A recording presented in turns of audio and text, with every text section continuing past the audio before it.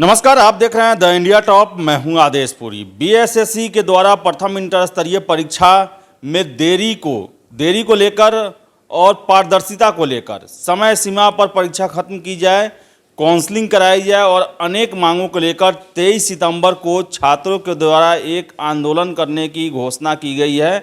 आपको बता दें कि बीएसएससी पर जो है वो दबाव बनाना है कि जल्द से जल्द इस लंबी चल रही परीक्षा को खत्म किया जाए और इसी को लेकर छात्रों ने 23 सितंबर को आंदोलन करने का निर्णय लिया है। इसकी जानकारी देते हुए दिलीप ने अपनी बात रखी है। चलिए सुनते हैं छात्र नेता दिलीप ने क्या कहा।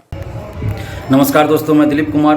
दोस्तों, जैसा कि आप सभी को पता है कि बीएसएससी प्रथम इंटर स्तरीय बहाली को जल्द पूरा करने की मांग को लेकर 23 सितंबर को एक महाछात्र आंदोलन रखा गया है। तो इस आंदोलन के पहले ही बीएसएससी ने रविवार को एक नोटिस जारी कर दिया, जिसमें ये बताया गया कि नवंबर प्रथम सप्ताह में काउंसलिंग कराया जाएगा। तो एक तरह से हम लोग के आंदोलन की जीत पहले ही हो चुकी है। लेकिन बीएसएससी का ये जो नोटिस है, ये कहीं ना कहीं छात्रों को दिग्भ्रमित करने के लिए है।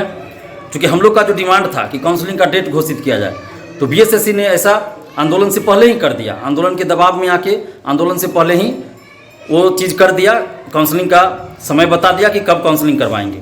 लेकिन जो नोटिस जारी हुआ है उसमें कई तरह से संदेह पैदा होता है और कहीं ना कहीं आयोग की मंशा पे भी संदेह पैदा होता है। क्योंकि आयोग ने कहा है कि नवंबर प्रथम सप्ताह में काउंसलिंग करवाएंगे। तो नवंबर प्रथम सप्ताह में 4 नवंबर को दीपावली है, उसके बाद भैया दूज, चित्रगुप्त पूजा, छठ, बहुत सारा पर्व है। तो कैसे ये प्रथम सप्ताह में शुरू करेगी। और दूसरी बात कि बीएसएससी ने जो कहा है कि 1218 नए अभ्यर्थी जो पीटी पास किए हैं, जो तकनीकी कारणों से फेल हो गए थे, तो ये किस तरह के लोग हैं, ये सही में हैं या फर्जी कैंडिडेट है, पैसा लेके इन लोग को इन करवाया गया है या सचमुच में आयोग से गलती हुई थी। तो ये तो बहुत बड़े स्तर पे जांच का विषय है। तो हम लोग का अब जो डिमांड है 23 सितंबर के आंदोलन का, तो हम लोग का ये डिमांड है कि आयोग को ये जवाब देना चाहिए कि जो ये 1218 अभ्यर्थी जो अब पीटी सफल हुए हैं, तो आखिर बीएसएससी ने डाटा चेक कब किया था और डाटा चेक बीएसएससी ने किसका किया था। बीएसएससी का कहना है कि काउंसलिंग के लिए डाटा चेक हो रहा था। तो काउंसलिंग के लिए किसका डाटा चेक किया जाएगा? जो मेंस परीक्षा पास होंगे उन्हीं का डाटा चेक किया जाएगा। तो फिर ये पीटी फेल वाले का डाटा चेक बीएसएससी ने कैसे किया? तो यहाँ पे संदेह पैदा होता है। और ये इतने सालों से बीएसएससी क्या कर रही थी? जब अब काउंसलिंग और फाइनल रिजल्ट का समय आया, अब ज्वाइनिंग देने का समय आया, तब ये चेक कर रहे हैं कि किनका क्या गलती था। और अब ये डाटा चेक कर रहे हैं। इनको तो पीटी परीक्षा से पहले डाटा चेक करना चाहिए था सबका, तो अब ये डाटा चेक कर रहे हैं। तो कहीं ना कहीं ये संदेह पैदा करता है कि आखिर क्या वजह है। तो हम लोग चाहते हैं कि पहले तो हम लोग का डिमांड सिर्फ बीएसएससी से था, लेकिन अब हम लोग का डिमांड है सीधे सरकार से है। बीएसएससी से तो है ही, लेकिन अब सीधे हमारा डिमांड, हम लोग का जो डिमांड है वो सरकार से, क्योंकि बीएसएससी से अब कुछ होने वाला नहीं है। बीएसएससी जानबूझकर लेट लतीफ़ी कर रही है। तो अब हम लोग का डिमांड सरकार से है कि सरकार इसमें डायरेक्ट हस्तक्षेप करे और सरकार अध्यक्ष और सचिव को आदेश दे कि जल्द से जल्द इस बहाली को पूरा करे। और सरकार से हम ये भी मांग करेंगे 23 सितंबर को हम लोग कि इस पर एक निष्पक्ष जांच हो, उच्च स्तरीय जांच हो, ताकि पता चले कि बीएसएससी के अंदर क्या गड़बड़ियां हो रही है, क्या हो रही है, नहीं हो रही है। और सरकार से ये भी मांग किया जाएगा 23 सितंबर के आंदोलन में कि सचिव और अध्यक्ष को हटाया जाए, क्योंकि ये एकदम निकम्मा है। इन लोगों से कुछ हो नहीं रहा है और संभवतः जनवरी में सचिव भी रिटायर करने वाले हैं, जिससे कि जानकारी मिल रही है। तो हो सकता है ये जानबूझ के टाइम पास कर रहे हो कि हम जनवरी में किसी तरह रिटायर हो जाएं, अपना इससे पीछा छुड़ा लें। तो हम लोग इसके चक्कर में जो 50,000 से ज़्यादा अभ्यर्थी हैं, ये लोग पिसा रहे हैं। इन लोग का मानसिक रूप से प्रताड़ित हो रहे हैं ये लोग। तो ये नहीं होना चाहिए। तो हम लोग अब डिमांड करेंगे कि आपको 1218 अभ्यर्थियों का मेंस लेना, आप लीजिए, लेकिन इन लोगों का काउंसलिंग आप करवाते रहिए। अक्टूबर में काउंसलिंग करवा लीजिए इन लोग का, जो 50,000 से ज़्यादा अभ्यर्थी हैं। तो आप सीट से 2 से ढाई गुना ज़्यादा लोगों का इनमें से काउंसलिंग करवा लीजिए, क्योंकि काउंसलिंग करवाने का ये मतलब तो है नहीं कि आप जॉब दे रहे हैं। तो आप काउंसलिंग करवा लीजिए ऐसे लोगों का, सीट से 2 से ढाई गुना ज़्यादा लोगों का। और 1218 का आपको मेंस लेना है तो मेंस लीजिए। उसके बाद जो प्रक्रिया होगी वो आप कीजिए। उसके बाद उसमें जो सफल होगी उनका भी काउंसलिंग करवाइएगा और उसके बाद आप फाइनल मेरिट लिस्ट निकालिएगा। तो इसमें क्या आपत्ति है? आखिर आपको काउंसलिंग कराने में भी तो समय लगेगा। और इसीलिए अब हम लोग का डिमांड सरकार से है, सीधे सरकार से है। पहले था कि सिर्फ बीएसएससी था, और अब हम लोग का डिमांड सरकार से है। और अब हम इस और हम लोग अब इस मुद्दे को नेशनल स्तर पे उठवाना चाहते हैं। तो इसीलिए ये ज़रूरी है कि हमारे जो भी इससे रिलेटेड हैं, जो भी खबर है बीएसएससी प्रथम इंटर स्तरीय बहाली से, ये नेशनल चैनल पे भी चले। क्योंकि अभी तक होता क्या है कि यूट्यूब चैनल ही चलाते हैं इन खबरों को, लोकल टीवी चैनल पे भी नहीं चल पाता है और नेशनल चैनल पे भी नहीं चल पाता है। तो अब हम लोगों ने जो भी आंदोलन में शुरू से सक्रिय रहे हैं, जो भी परीक्षार्थी लोग, उन सभी लोगों से कल दिन भर हम लोगों ने बातचीत किया आपस में। उसके बाद सर्वसम्मति से ये फैसला लिया गया है कि अब हम लोग बीएसएससी ऑफिस में आंदोलन न करके 23 सितंबर को 11 बजे से गर्दनी बाग धरना स्थल पे आंदोलन करेंगे।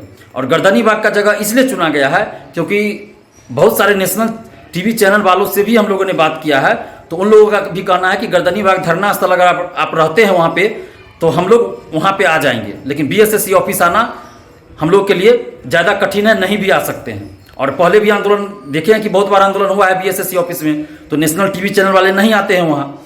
तो इसलिए गर्दनी बाग धरना स्थल पे हम लोग धरना देंगे ताकि नेशनल चैनल वाले वहाँ आवे और हम लोग का मुद्दा नेशनल स्तर पे उठे और सरकार पे दबाव बने ताकि सरकार इसमें हस्तक्षेप करे और विपक्षी पार्टियां भी इसमें हस्तक्षेप करें, सारे नेतागण हस्तक्षेप करें, चाहे वो सरकार के मंत्री विधायक हो या विपक्षी दल के नेता हो, सभी लोग इसमें हस्तक्षेप करें और इस मुद्दे को उठाया जाए।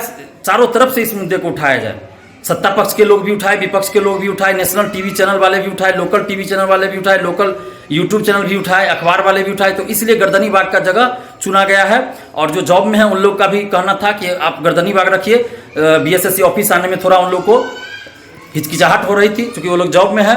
तो इसीलिए सर्वसम्मति से गर्दनी बाग का जगह रखा गया है ताकि नेशनल स्तर पे इस मुद्दे को हम लोग उठा सके। और हमारी कोशिश है कि इस मुद्दे को नेशनल स्तर पे उठाए, तो आप लोग साथ दीजिए और 23 सितंबर को 11 बजे गर्दनी बाग धरना स्थल आप लोग आइए और इस आंदोलन को सफल बनाइए। और अगर कहीं आपको आने में दिक्कत हो, जो भी हो, कोई समस्या हो या कुछ पूछना हो, तो आप हमें फ़ोन कर सकते हैं 7282005656। ये मेरा नंबर है, आप इस पे फ़ोन कर सकते हैं। कोई भी जानकारी लेनी हो तो आप बेहिचक हमें फ़ोन कीजिए और मास्क लगा के आप लोग जरूर आइएगा। कोशिश कीजिए कि डबल मास्क हो तो ज़्यादा बेहतर होगा। डबल मास्क लगा के आइए और सोशल डिस्टेंसिंग का पालन करते हुए आप लोग को रहना है।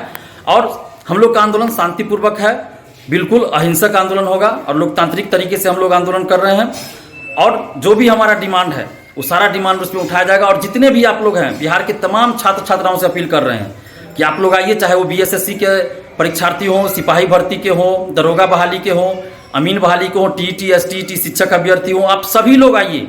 बिहार के तमाम छात्र छात्राओं को अब एकजुट होकर आवाज़ उठानी पड़ेगी, तभी कुछ हो पाएगा। अन्यथा सरकार जो है और आयोग फूट डालो और धांधली करो की नीति पे चल रही है। तो इसलिए अब हम सभी को एकजुट होकर आवाज़ उठानी पड़ेगी। तो प्लीज़ आप तमाम परीक्षार्थियों से अपील है, चाहे आप किसी भी प्रतियोगी परीक्षा के तैयारी करते हो, आप सभी लोग एकजुट होकर 23 सितंबर को इस महाधरना में आइए। गर्दनी बाग 11 बजे जरूर आप लोग पहुंचिए ताकि हम लोग अन्याय और शोषण के खिलाफ आवाज़ उठा पाए। और अगर हम आप अभी इस अन्याय और शोषण के खिलाफ आवाज़ नहीं उठाते हैं तो ये बहाली जल्द पूरी नहीं होगी। और भविष्य में अगर हमसे कोई सवाल करेगा कि 7 साल से एक वैकेंसी पूरी नहीं हो रही थी तो आप लोग क्या कर रहे थे, तो उस समय हम लोग क्या जवाब देंगे। तो इसलिए अपनी अंतरात्मा से भी पूछिए कि क्या 7 साल में एक बहाली पूरी नहीं हुई तो उसके लिए हम लोग को आवाज़ नहीं उठाना चाहिए, क्या उसके लिए हम लोग को एक दिन आंदोलन नहीं करना चाहिए। और हमें खुशी है कि बहुत सारी छात्राओं ने भी हमें फ़ोन किया है और वो लोग बोली हैं कि वो लोग भी इस आंदोलन में आ रही हैं। तो प्लीज़ आप लोग जो भी छात्राएं हैं वो लोग भी आइए, डरने की बात नहीं है कहीं भी। और छात्र भी आइए, छात्र छात्राएं सभी लोग आइए और एक दिन इस आंदोलन में भाग लीजिए और सफल बनाइए। और देखिए, आंदोलन के पहले ही बीएसएससी ने एक नोटिस जारी कर दिया कि हम कब से काउंसलिंग कराएंगे। तो हम लोग का आंदोलन एक तरह से सफल हो चुका है। लेकिन अब इस मुद्दे को हम लोग को नेशनल स्तर पे उठाना है, इसलिए हम लोगों ने गर्दनी बाग का जगह चुना है।